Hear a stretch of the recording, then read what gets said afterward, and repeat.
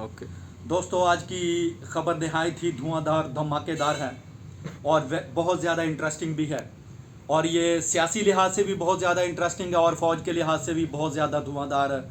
قسم کی یہ خبر دینے آپ کو جا رہا ہوں،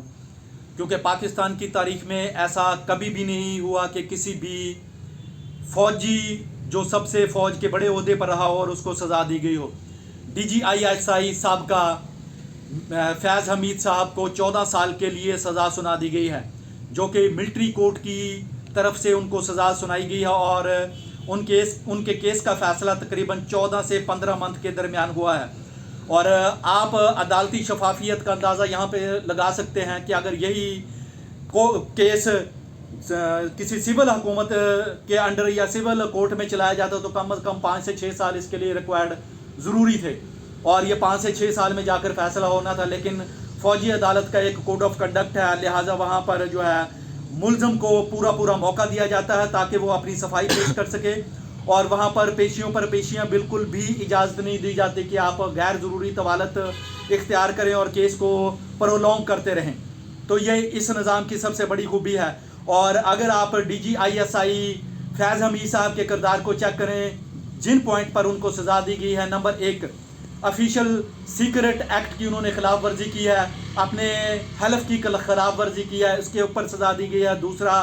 انہوں نے سیاسی مداخلت کی ہے، یہ بھی ایک فوجی جو ہے وہ سیاست میں مداخلت بالکل بھی نہیں کر سکتا ہے،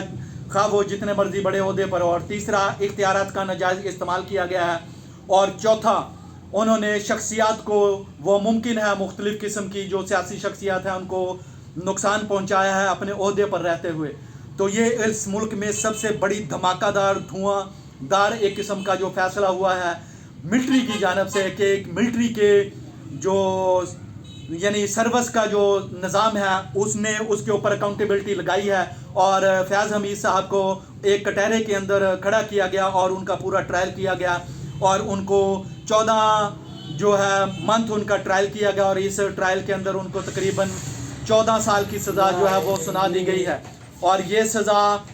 ان کو جو ہے وہ قائم و دائم رہے گی۔ حالانکہ اس پر کافی سوالات اٹھتے رہے ہیں کہ ان کو سزا کب دی جائے گی، موصوف کے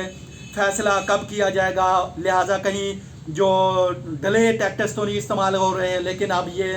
فیصلہ جو سنا کر اس کا ابہام کو ختم کر دیا گیا ہے، لہٰذا اب آپ یہ سمجھ سکتے ہیں کہ فوج کا بھی جو ہے وہ ادارہ اکاؤنٹیبل ہے، اور اس کا احتساب بھی ہر صورت اور ہر ممکن کیا جا سکتا ہے۔ اگر لیڈر اچھے ہوں اور ملک کو آگے چلانا چاہتے ہوں تو آئندہ ہمیں امید ہے کہ سیاسی معاملات میں اور ناجائز جو